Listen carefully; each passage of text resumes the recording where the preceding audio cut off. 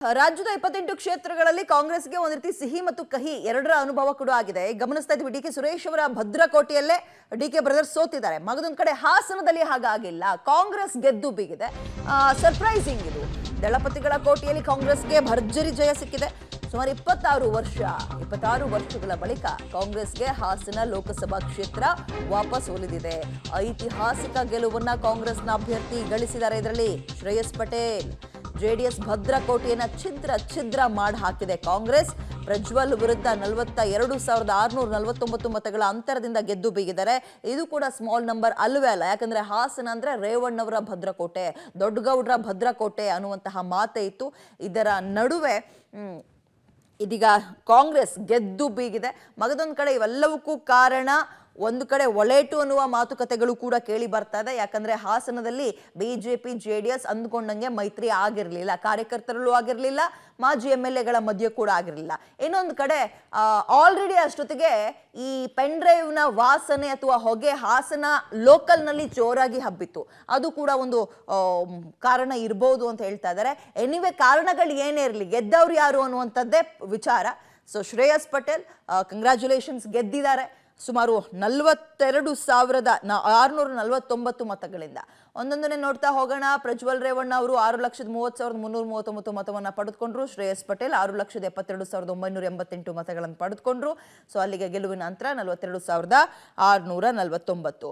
ಒಂದೊಂದೇ ಕ್ಷೇತ್ರ ಅಂತ ನೋಡೋದಾದ್ರೆ ಕಡೂರು ಈಗ ಹಾಸನಕ್ಕೆ ಸೇರುತ್ತೆ. MP ಎಲೆಕ್ಷನ್ ನಲ್ಲಿ ಪ್ರಜ್ವಲ್ ರೇವಣ್ಣ 76,369 ತಗೊಂಡ್ರೆ 74,126 ಶ್ರೇಯಸ್ ಪಟೇಲ್ ಅವರು ತಗೊಂಡ್ರು. ಸೊ ಅಲ್ಲಿ ಪ್ರಜ್ವಲ್ ರೇವಣ್ಣ ಲೀಡಲ್ಲಿ ಇದ್ರು ಕಡೂರಿನಲ್ಲಿ 2,243 ಮತಗಳಿಂದ. ಶ್ರವಣ ಬೆಳಗೊಳ ಅಂತ ಹೋಗೋದಾದ್ರೆ ಪ್ರಜ್ವಲ್ 81,729 ಮತ ತಗೊಂಡ್ರು. 81,800 ಮತಗಳನ್ನ ಶ್ರೇಯಸ್ ಪಟೇಲ್ ಅಲ್ಲಿ ತಗೊಂಡ್ರು. ಸೊ 72 ಮತವನ್ನ ಲೀಡ್ ಕೊಟ್ರು. ನೋಡಿ 10, 20, 30 ಎಷ್ಟು ಮ್ಯಾಟರ್ ಆಗುತ್ತೆ ಅಂತ. ಏನು ಅರಸೀಕೆರೆ ಪ್ರಜ್ವಲ್ ರೇವಣ್ಣ 84,033 ಮತ ತಗೊಂಡ್ರು. ಶ್ರೇಯಸ್ 87,126 ಮತ ತಗೊಂಡ್ರು. ಸೊ ಶ್ರೇಯಸ್ಸೇ ಇಲ್ಲಿ ಲೀಡಲ್ಲಿದ್ರು 3,093 ಮತಗಳಿಂದ. ಇನ್ನು ಬೇಲೂರು ಪ್ರಜ್ವಲ್ ಅವರು 74,249, ಶ್ರೇಯಸ್ ಪಟೇಲ್ 72,608 ಮತ ತಗೊಂಡ್ರು. ಪ್ರಜ್ವಲ್ ಅವರು ಇಲ್ಲಿ ಲೀಡಲ್ಲಿದ್ರು 1,641 ಮತಗಳಿಂದ. ಇನ್ನು ಹಾಸನ ಅಂತ ತಗೊಂಡಾಗ ಹಾಸನದಲ್ಲೇ ಗಮನಿಸಿ ನೀವು, ಪ್ರಜ್ವಲ್ 68,587, ಶ್ರೇಯಸ್ 88,347, 19,760 ಲೀಡನ್ನು ಶ್ರೇಯಸ್ ಪಡೆದುಕೊಂಡ್ರು. ಹಾಸನದಲ್ಲಿ ಬಿಜೆಪಿ ಸೋತಿತ್ತು MLA ಎಲೆಕ್ಷನ್ ಅಲ್ಲಿ, ಅದರ ಸೇಡ ಇದು ಪ್ರಶ್ನೆ ಇದೆ. ಹೊಳೆನರಸೀಪುರ ಪ್ರಜ್ವಲ್ 80,193, ಶ್ರೇಯಸ್ 97,800. ಶ್ರೇಯಸ್ ಪಟೇಲ್ ಲೀಡ್ ಕೊಟ್ಟರು ಅಲ್ಲಿ 17,607 ಮತಗಳಿಂದ.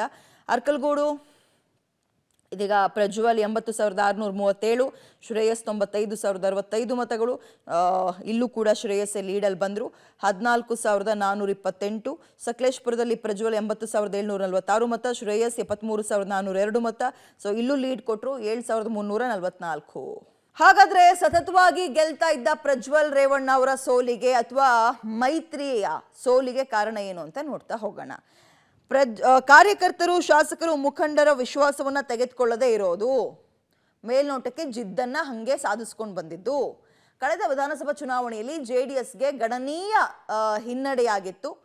ಕಳೆದ ವಿಧಾನಸಭಾ ಚುನಾವಣೆಯಲ್ಲಿ ಈ ಹಿನ್ನೆಲೆಯಲ್ಲಿ JDS ಪರವಾಗಿ ಕೆಲಸವನ್ನ ಬಿಜೆಪಿ ಕಾರ್ಯಕರ್ತರು ಮಾಡಿಲ್ಲ. ಬರೀ ಹಾಸನ ತಗೊಳ್ತಲ್ಲ, ಓವರ್ ಆಲ್ MP ಕ್ಷೇತ್ರ ಅಂತ ತಗೊಂಡಿದೀವಿ ನಾವು. ಬೇಲೂರು, ಹೊಳೆನರಸೀಪುರ, ಅರ್ಕಲ್ಗೂಡು ಇಲ್ಲೆಲ್ಲ JDS ಪರವಾಗಿ ಕೆಲಸವನ್ನ ಬಿಜೆಪಿ ಕಾರ್ಯಕರ್ತರು ಮಾಡಿಲ್ಲ ಅನ್ನುವಂಥದ್ದು ಸ್ಪಷ್ಟವಾಗಿ ಕಾಣಿಸ್ತಾ ಇದೆ.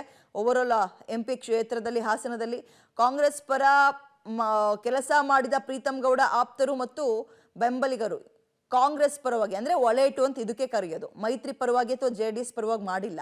ಪ್ರಜ್ವಲ್ ರೇವಣ್ಣ ವಿರುದ್ಧ ಕೇಳಿ ಬಂದಿದ್ದ ಲೈಂಗಿಕ ದೌರ್ಜನ್ಯ ಆರೋಪ ಬಹಳ ದೊಡ್ಡ ಪರಿಣಾಮವನ್ನ ಬಿದ್ದಂಗೆ ಕಾಣಿಸ್ತಾ ಇದೆ. ಏನು ಪ್ರಜ್ವಲ್ ಕಾರ್ಯವೈಖರಿ ಬಗ್ಗೆ HD ಕುಮಾರಸ್ವಾಮಿ ಅವರು ಒಂದು ಬೇಸರವನ್ನ ವ್ಯಕ್ತಪಡಿಸಿದ್ದು. ಹಾಸನದಲ್ಲಿ ಒಗ್ಗಟ್ಟಾಗಿ ಕೆಲಸವನ್ನ ಮಾಡ್ತಿರ್ಲಿಲ್ಲ JDS ನಾಯಕರು ಕೂಡ. ಸೊ ಅಂದ್ರೆ ಕಾರ್ಯಕರ್ತರಲ್ಲಿ ಸಮನ್ವಯದ ಕೊರತೆ ಇತ್ತು. ಹಾಗಾದ್ರೆ ಶ್ರೇಯಸ್ ಗೆಲುವಿಗೆ ಏನು ಕಾರಣ ಅದನ್ನು ನೋಡೋಣ. ಶ್ರೇಯಸ್ ಪಟೇಲ್ ಸಜ್ಜನ ರಾಜಕಾರಣಿ, ಜನಸ್ನೇಹಿ ಎಂಬ ಪ್ರಚಾರ. ಅವರ ತಂದೆಯೂ ಕೂಡ ರಾಜಕಾರಣದಲ್ಲಿ ಇದ್ದಂಥವರು, ಬಹಳ ಸಜ್ಜನ ರಾಜಕಾರಣಿ ಅನ್ನೋ ಹೆಸರನ್ನ ಪಡೆದುಕೊಂಡಿದ್ರು. ಇನ್ನು ಸತತ ಸೋಲಿನಿಂದ ಕಂಗೆಟ್ಟಿದ್ರು ಶ್ರೇಯಸ್. ಮಾಜಿ ಸಂಸದ ಜಿ ಪುಟ್ಟಸ್ವಾಮಿ ಸತತ ಸೋಲಿನಿಂದ ಕಂಗೆಟ್ಟಿದ್ದ ಮಾಜಿ ಸಂಸದ ಜಿ ಪುಟ್ಟಸ್ವಾಮಿ ಗೌಡ, ಯಾರು ಇವರ ತಂದೆ, ಅದರ ಅನುಕಂಪ ಕೂಡ ಇಲ್ಲಿ ವರ್ಕೌಟ್ ಆದಂಗೆ ಕಾಣಿಸ್ತಾ ಇದೆ. ಮಾಜಿ ಸಂಸದ ಜಿ ಪುಟ್ಟಸ್ವಾಮಿ ಗೌಡ ಕುಟುಂಬದ ಮೇಲಿನ ಅನುಕಂಪ ಇಲ್ಲಿ ವರ್ಕೌಟ್ ಆದಂಗೆ ಕಾಣಿಸ್ತಾ ಇದೆ ಈ ಸಲ. ಶ್ರೇಯಸ್ ಪಟೇಲ್ ಪರ ಹಾಸನ ಕಾಂಗ್ರೆಸ್ ನಾಯಕರು ಬಹಳ ಅದ್ಭುತವಾಗಿ ಒಂದು ಫ್ರೆಂಡ್ಶಿಪ್ ಅನ್ನ ಅಥವಾ ಒಗ್ಗಟ್ಟನ್ನ ತೋರಿಸಿದ್ರು. ಎಚ್.ಡಿ. ರೇವಣ್ಣ ವಿರುದ್ಧ ಕಡಿಮೆ ಅಂತರದಲ್ಲಿ ಶ್ರೇಯಸ್ ಒಂದ್ಸಲ ಸೋತಿದ್ರು, ಯಾವಾಗ MLA ಎಲೆಕ್ಷನ್ ಅಲ್ಲಿ ನಿಂತು. ಆದ್ರೆ ಅನುಕಂಪ ಕೂಡ ಗಿಟ್ಟಿದೆ, ಇಲ್ಲಿ ವರ್ಕೌಟ್ ಆಗಿದೆ. ಗ್ಯಾರಂಟಿ ಯೋಜನೆಗಳ ಅನುಕೂಲ ಹಾಗೂ ಅಹಿಂದ ಮತಗಳ ಕ್ರೋಢೀಕರಣ ಎರಡೂ ಕೂಡ ಒಟ್ಟಾಗಿ ಶ್ರೇಯಸ್ ಅವರ ಜೇಬಿಗೆ ಮತಗಳಾಗಿ ಬಿದ್ದಿದೆ. ಇನ್ನು ಸಂಸದರ ಬಗ್ಗೆಯೇ ಕೇಳಿ ಬಂದಿದ್ದ ಅಶ್ಲೀಲ ವಿಡಿಯೋ ಆರೋಪ, ಇದಿಷ್ಟು ಶ್ರೇಯಸ್ಗೆ ವರವಾಗಿ ಪರಿಣಮಿಸಿದೆ.